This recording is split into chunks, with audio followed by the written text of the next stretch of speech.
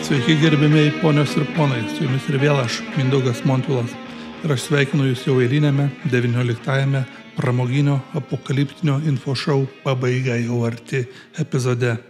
Tradicinis perspėjimas, viskas, ką išgirsite šioje laidoje, gali kelti grėsmę ir veikiausiai kels grėsmę tolimesniam liberaliosios demokratijos egzistavimui. Jūs buvote apie tai perspėti. Ir ši laida vėlgi iš to savaitinės apžvalgos formato, kuri bus prieinama tik taip jums, mano patronams. Kasgi nutiko Amerikoje šią savaitę, apie ką aš norėčiau šiek tiek pasikalbėti. Visų pirma, žinoma, buvo tie didieji mainai, tai aišku nuskambėjo per visur, jūs apie juos kažkiek girdėjote. Rusija ir Jungtinės valstijos išmainė visą krūvą kalinių tarpusavyje ir, aišku, dalyvavo dar visą krūvą šalių, viso ten ar 6 ar 7 šalės dalyvavo, nes kai kurie tų kalinių buvo kalinami Vokietijoje iš rusų pusės, o taipogi dalyvavo ir Slovėnija, Lenkija, Norvegija, Baltarusija šalia rusų. Vienu žodžiu, buvo didžiausi mainai nuo pat šaltojo karo pabaigos. Ir aišku, didžiausią prizą vėlgi, ir aš tai sakau ne dėl to, kad man patiktų, bet taip objektyviai šalia žiūrint, vėl laimėjo Vladimiras Putinas ir turbūt vėlgi šito sakyti gal ir negalima būtų viešai, bet reikia pripažinti, Rusija vėl apsuko aplink pirštą kolektyvinius vakarus, ypač Bideno administracija, ir išspaudė šitų mainų viską. Dėl ko aš taip sakau, nors taip sakyti galbūt net ir būtų nepolitkorektiška. Dėl to, kad Rusija iš šitų mainų tikrai gavo daugiau negu gavo amerikiečiai ar dar kas nors. Pagrindinis asmuo, ką iš šitų mainų gavo Rusija, tai buvo be abejo samdomas žudikas ir tikrai aukštos kvalifikacijos samdomas žudikas Vadimas Krasikovas, kuris buvo kalinamas Vokietijoje dėl to, kad tiesiog parke Berlyne vidury baltos dienos nužudė vieną iš čečėnų lyderių, kiek ten jų bebuvo likę. Ir Putinas nekartą viešai išreiškė savo norą susigrąžinti Vadimą Krasikovą ir tai, nors tai buvo tikrai nelengva padaryti diplomatiškai, jau vien dėl to, kad tai jis derėjosi su amerikiečiais dėl to, kas buvo kalinama Vokietijoje, bet galiausiai tas dalykas buvo realizuotas ir Putinas gavo ne tik Vadimą Krasikovą, jis dar gavo visą krūvą tų vadinamųjų nelegalų, tai yra užsienio šalyse būnančių Rusijos agentų, kurie buvo su labai gerom kilmės istorijom feikiniam padaryti ir čia primena visokius filmus ir serialus, jeigu kas matė tokį amerikietišką serialą Americans, tai būtent tokio tipo nelegalai buvo taipogi grąžinti Rusijai. Šiuose mainuose buvo porelė, kurie buvo sulaikyti ir kalinami Slovėnijoje, kurie buvo su Argentinos pasais, tarpusavėje ir su vaikais kalbėjo ispaniškai, buvo puikiai paruošti šnipai, tikrai aukštos kokybės. Ir dar po panašų atveju iš Lenkijos ir Norvegijos gavo. Taigi, vienu žodžiu, Rusijos ir Putino gautas paketas tikrai buvo solidus ir vertas mainų. O ką gavo amerikiečiai iš šitų mainų? Tai gavo Wall Street Journal žurnalistą Evaną Gerškovičių. Iš tikrųjų labai sunku būtų manyti, kad Evanas Gerškovičius, jeigu ir teikė žvalgybai kažkokią informaciją, ar ta informacija buvo nors kiek vertinga. Evanas Gerškovičius jo tėvai buvo tiesiog vieni iš tų rusų sovietinių žydų, kurie gavę progą emigravo į Jungtines valstijas dar sovietmečių ir Evanas Gerškovičius 2017 metais tiesiog pats savo norų grįžo dirbti į Maskvą, į savo tėvų tėvynę. Tikriausiai taip ir laikė, nes jis puikiai kalba rusiškai, nuo vaikystės su tėvais kalbėdavo rusiškai ir jis puikiai pritapo Maskvoje, labai, kaip sakoma, vykusiai integravosi ir turėjo gausybę draugų ir pomėgių ir tikrai mėgavosi to gyvenimu ir darbo Rusijoje ir jam tikrai nekėlė ten didelių klausimų visi ten tiek karo reikalai. Nors aišku, žinoma, čia neoficiali versija, bet tikrai nebuvo tas žmogus, kuris kažkaip tai ketino bėgti iš Rusijos ir jis tikrai turbūt labai nustebo, būdamas sulaikytas. Kitas kalinys, kurį atgavo Amerika, Polas Whelanas iš tikro, taip, visur pristatoma, buvo buvęs marinas, buvęs kariškis, taip, toks jis buvo, bet ne visur pasako, kad jis šiaip iš tarnybos pašalintas su nešlove, negarbingai, apsivogęs, su teismais, su visais tais dalykais buvo pašalintas iš marinų, paskui privačiam versle dirbo ir dažnai lankėsi Rusijoje, neaišku, kokiais ten reikalais, bet aktyviai ten turėjo, spauda rašo, aktyvų kontaktę profilį ir taip aktyviai gyveno ten socialinį gyvenimą Rusijoje, bandė kalbėtis rusiškai. Ir sulaikytas, tarp kitko, buvo kažkokio draugo vestuvėse, kurios vyko Maskvoje.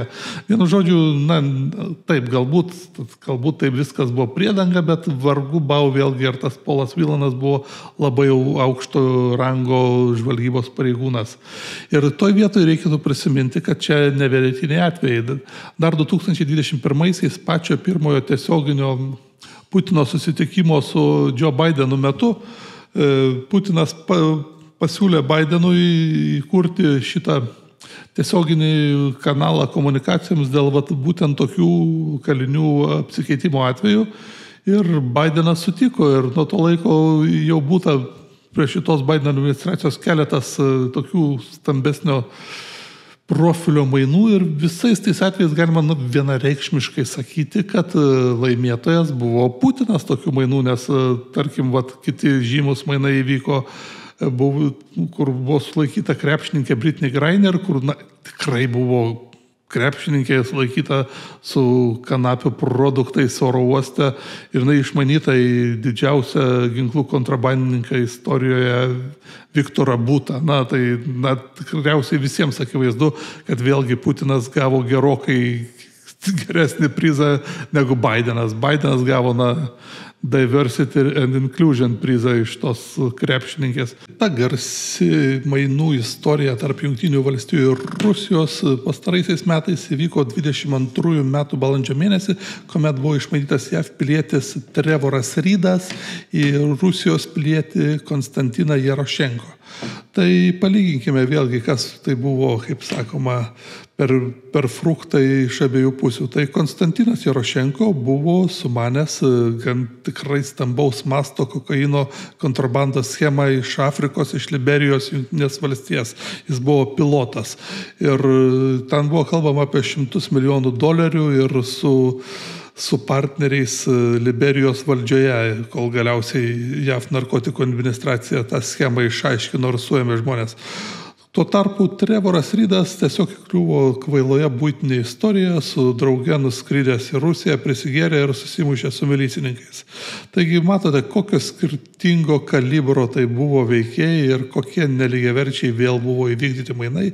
Ir čia dar vienas įrodymas, kad šita JAV administracija tikrai neadekvačiai elgėsi ir galima surasti ir gausybę kitų pavyzdžių, kaip juos išnaudoja ar tai Iranas, ar Rusija, ar kitos šalis ir vykdo visiškai nelygiaverčius mainus. Taigi dar kartą palyginkime, ką gauna Putinas, tai yra savo asmeninį draugą, tai žmogus, kurį jis asmeniškai pažįsta dar nuo Peterburgo laikų, tai žmogus, su kuriuo jis kartu į šaudyklą vaikšto, žmogus, kuris Berlyne vidury baltos dienos nušovė čečėnų vieną iš sukilėlių lyderių, o JAV gauna kažkokį tai žurnalistą, kažkokį tai susikompromitavusi buvusi Mariną ir kažkokius dar rusų opozicionierius, Vladimirą Karamurzaną. Kaip matome, Vladimiras Putinas, kaip jūs norite, taip tai vertinkite, bet Vladimiras Putinas tikrai gan ženkliai laimėjo šitos mainus ir tai vis dėlto yra eilinis Bideno administracijos pažeminimas, ką jums apie tai besakytų kitos žiniasklaidos priemonės.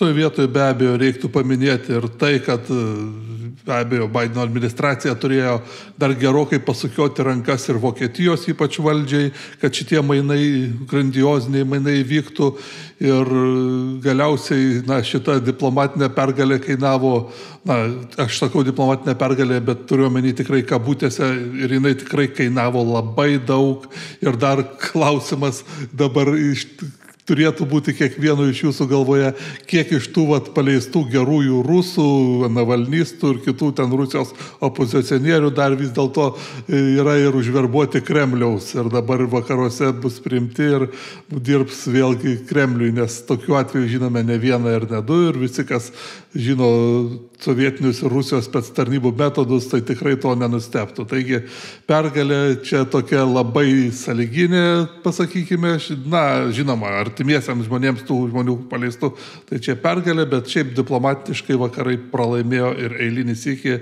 ir tai rodo apverktiną vakarų būklę, taip aš pasakysiu.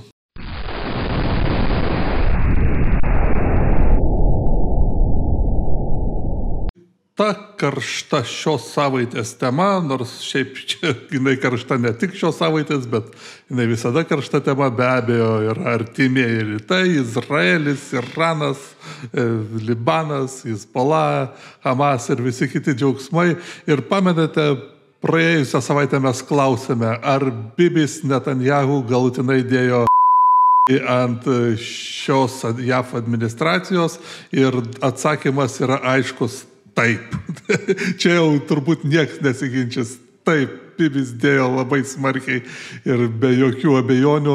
Ir dėl to šią savaitę tik grįžęs iš vizito Vašingtone, jis įsakė akivaizdžiai pradėti dar vieną eskalacijos etapą ir buvo nužudytas Hamas lyderis ir vienas iš Hezbollah, Libano grupuotės Hezbollah, Irano remiamos lyderių, o Hamas lyderis buvo nužudytas apskritai įžūliai, bet dalyvaujantis naujojo Irano prezidento inauguracijoje. Tai reiškia tik tai vieną, kad Bibis Netanyahu padarė visas politinės kalkuliacijas ir jis puikiai žino, kad su šita JAF administracija jau yra baigta. Kita administracija, ar tai bus Trumpo, ar netgi Harris administracija, tie žmonės, kurie atsakingi už artimuosius rytus, bus jau tikrai kiti žmonės, tai nebus Antony Blinkenas ir Jake'as Sullivanas. Dėl to Netanyahu dabar labai neįdomi Amerikos nuomonė ir iš tikrųjų čia jis šitoje vietoje pašyko be abejo ir Kamalai Harris, nes iš tikrųjų kuo labiau artimieji rytai užsilepsnos iki JAV rinkimų, tuo tai geresnė korta Donaldui Trumpui. Tai tiek būtų apie situaciją artimuosiuose rytuose, ten kaista ir ten visada yra apie ką kalbėti.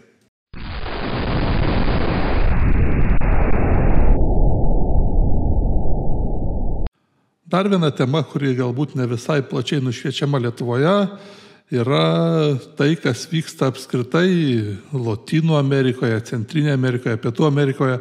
Ir čia šitoje vietoje pasakysiu, kad aš nesu šitoj temui toks nešališkas kaip daugelis Lietuvos piliečių, nes tokia atskleisiu informaciją, mano žmona yra pabėgėlė iš Venezuelos ir mes šiek tiek sekame ir Lotynų Amerikoje situaciją ir kas negirdėjo Lotynų Amerikoje, turbūt girdėjote, ten visada vėlgi yra neramu, bet ten vis dėlto vykstantis įvykiai labiau visada būna lokalinio pobūdžio, tačiau pastaraisiais metais vis dėlto jų pasiekmės pradeda pasiekti ir Jungtinės valstijas. Visų pirma, aišku, dėl sienos situacijos, dėl netvarkomos sienos ir tarp kitko vėlgi šita Bideno administracija, jų strategija, viešai deklaruojama strategija buvo nestatyti sienas, o sudarinėti dvišalės sutartis su visomis Centrinės ir Pietų Amerikos šalimis, kad valdyti migracijos srautus, bet kaip matome, šita strategija katastrofiškai neveikia, apskritai daugėja Pietų Amerikoje ir Centrinėje Amerikoje žlugusių šalių, nors aišku yra labai ryškių išimčių, apie kurias turbūt reiks ir vėlgi įrašyti atskirą laidą, kurią aš jums jau esu pažadėjęs. Tarkim, visi turbūt norėtų išgirsti, kodėl taip išpopuliarėjo pastaruoju metu El Salvadoro prezidentas Naibas Bukele ir kodėl jis tapo tokių didvyrių Jungtinių valstijų dešiniesiems, kaip ir naujasis Argentinos prezidentas Javieras Milei. Tačiau Venezueloje padėtis kitokia, eiliniai pavogti rinkimai, eiliniai protestai ir šioje vietoje galbūt paįvairimas tik tai toks, kad į konfliktą vėl kur buvęs, kur nebuvęs įsivėlė ir Elonas Muskas ir jie apsižodžiavo su Venezuelos diktatoriumi Nikolasu Maduro ir netgi Elonas Muskas sutiko sudalyvauti su juo dvikovoje, pažiūrėsim, ar tas ir materializuosis, bet bendrai reiktų pasakyti, čia dar vienas požymis susilpnėjusių JAV užsienio pozicijų, kad savo vadinamajam kieme, kur visada Pietų ir Centrinė Amerika buvo JAV kiemas, kur nedrįso pernelyg kištis kitos pasaulio galios, vis labiau slysta iš JAV rankų, vis labiau aktyviau veikia Kinija, vis aktyviau veikia netgi Iranas ir Rusija. Ir čia neseniai irgi buvo prieš mėnesį kitai vėlgi Rusijos karo laivas praplaukė visai netoli Floridos krantų. Tai šitie visi įvykiai iš tikrųjų dar viena indikacija, kad ši administracija nesusitvarko ir reikia kitos. Tiek galiu pasakyti, bet iš tikrųjų apie Lotynų Amerikos aktualijas bus atskiras teminis epizodas, tai stay tuned, kaip sakoma.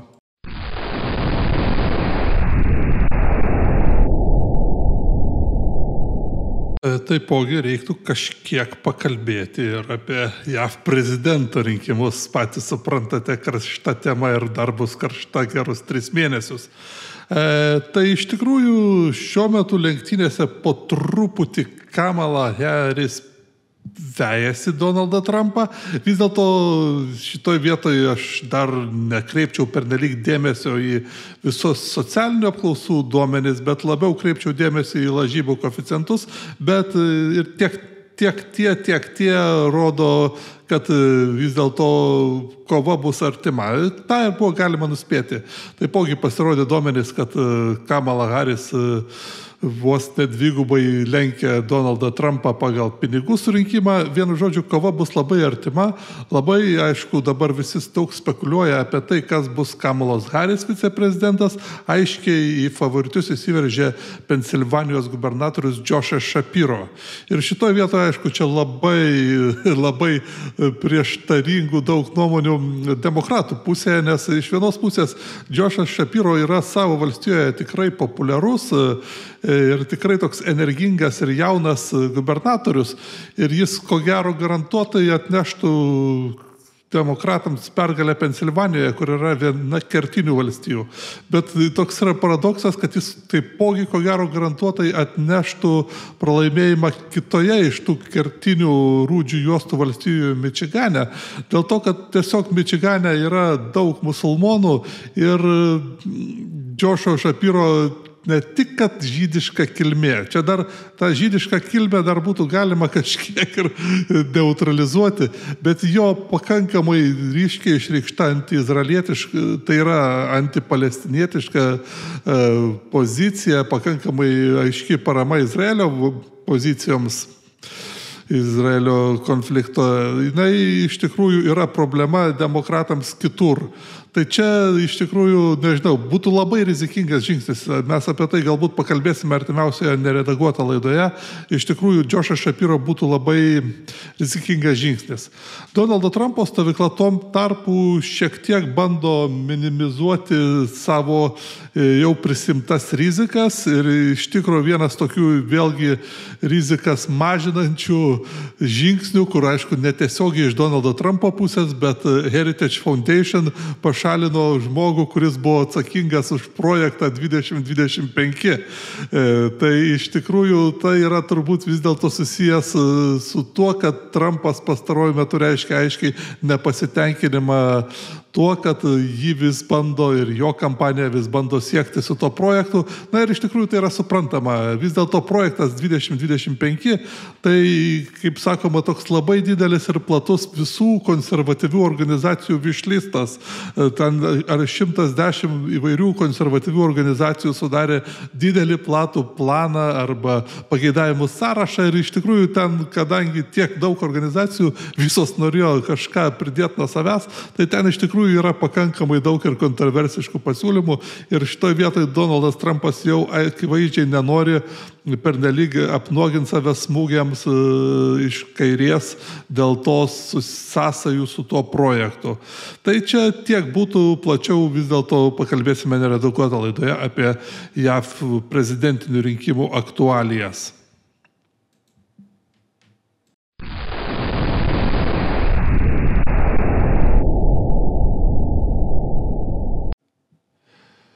Pabaigai prieinam turbūt prie svarbiausios pastarosios savaitės naujienos Jungtinėse valstijose, kuri galbūt ne visi dar supranta, kokia tai svarbi naujiena viskam, bet kas supranta, tai turėtų pradėti nerimauti. Iš tikrųjų pasirodė itin silpnas Liepos mėnesio įdarbinimo reportas, ataskaita.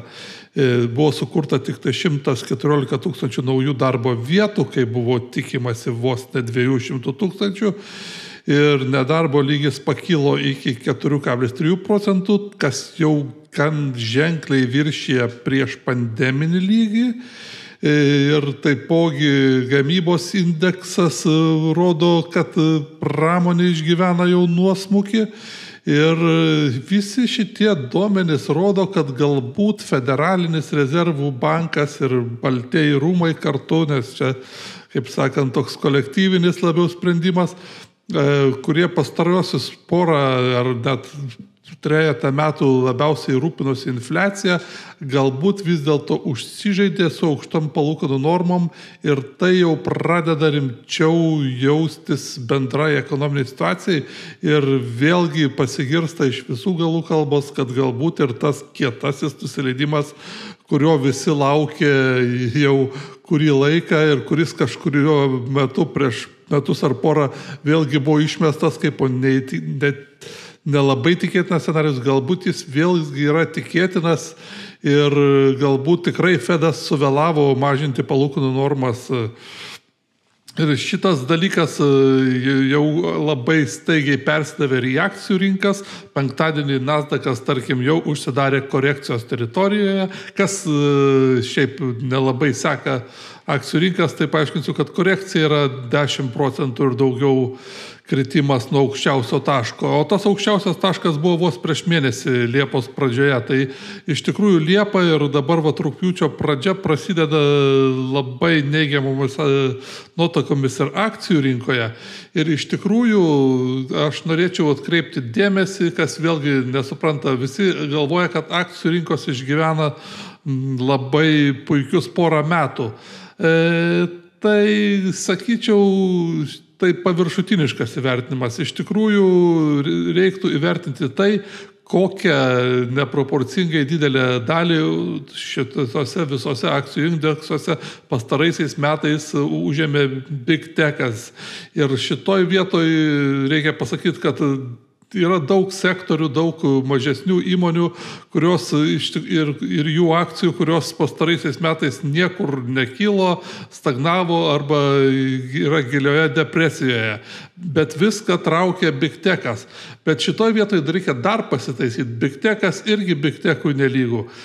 Kas aiškėja pastarojų metų, kad iš tikrųjų iš to dirbtinio intelekto bumo uždirba praktiškai tik tai ne tai, kad Big Techas ir ne tik, kad šitie semikonduktai puslaidininkių gamintojai, atsiprašau, praktiškai viską, ką uždirba Nvidia. Nvidia praktiškai yra vienintelis kol kas tikras aiškus AI laimėtojas iš tų didelių. Nes dabar aiškėja, kad netgi Microsoft'ui ir Google'ui iš tikrųjų reikia leisti daug pinigų, o kažkokios labai apčiopiamos greitos grąžos iš to dirbtinio intelekto bumo kol kas nėra. Ir šitoj vietoj tada reikia pagalvoti, kiek laiko gali viską tempti į viršų viena kompanija realiai, Nvidia. Nesupraskit tikrai manęs klaidingai. Aš nesakau, kad Nvidia eina velniop. Toli gražu, kompanija yra super sėkminga ir uždirba daug pinigų. Klausimas tik tai, kiek jinai dar gali auginti savo pajamas ir pelnus tol, kol pateisins tą savo bemaž 3 trilijonų dolerių kapitalizaciją. Nes dabar, pagal dabartinius duomenis, tai toli gražu jie nėra arti to, o pagrindiniai klientai siunčia indikacijas, kad jie galbūt jau ir per daug leidžia pinigų šitai geležiai, kur jiem kol kas dar negeneruoja pelno. Tai kad, žinote, aš nesu kažkoks kvalifikuotas finansų patarėjas, bet aš galiu pasakyti tik tai, būkite labai atsargus.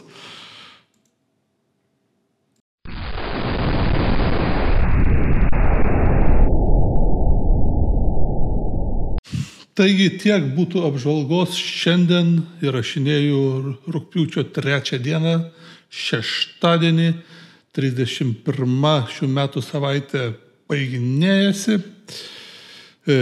Nusimato karštas rugpjūtis, iš tikrųjų, kaip minėjau, Nvidia skelbs mėnesio pabaigoje savo ketvirčio rezultatus ir gali būti labai karšta, jeigu Nvidia paskelbs kažką, kas bent kiek nuvils dėl augimo. Oi, bus labai liūdnas rugsėjis ir spalis ir iš tikrųjų tai turbūt garantuotų rinkimuose pergalę Donaldui Trumpui. Jeigu bus smarkus rinkose išsipardavimas, tai čia yra garantuota. Dar iš tų dalykų, kurių nepaminėjau, Trumpas liktai sutiko su debatais rugsėjo mėnesiui. Bus jau labai greitai sekančią savaitę turėtų būti paskelbtas Kamalos Haris viceprezidentas. Dar už savaitės vyks Čikagoje demokratų konvencija, bus daug hypo, daug holivudinių triukų, šou pasaulio triukų. Iš tų dalykų, jos galima kreipti, galima nekreipti dėmesio, bet iš tikrųjų daug ko galima laukti. Aš aišku, vėlgi visiškai nepaminėjau, neminiu visų tų pakankamai skandalingų dalykų susijusių su Donaldo Trumpo pasikėsinimo tyrimu, bet apie tai jūs tikrai sužinote daug kitais kanalais ir aš taipogi šiuose laidose net neskiriu dėmesio pasipiktinimų dėl olimpinių žaidynių, kuris irgi užlieja visas eterio bangas abiejose Atlanto pusėse. Aš apie tai gal kažkiek vėlgi visus tokius dalykus, kurie šitas apžvalgas netelpa, aš pasistengsiu apriepti toje laidoje neredaguotą, kurią mes įrašinėsime gal netgi rytoj sekmadienį rugpjūčio 4 arba sekančios savaitės pradžioje ir ten bus gerokai plačiau ir daugiau temų apžvelgta ir tikrai paliesime visas kitas kontroversijas. Tai tikriausiai supratote, kad šios laidos papildo neredaguotą laidas, anos laidos papildo spragas šiose laidose ir sekite mane taipogi socialiniuose tinkluose ir prisiminkite svarbiausią dalyką. Pabaiga jau arti.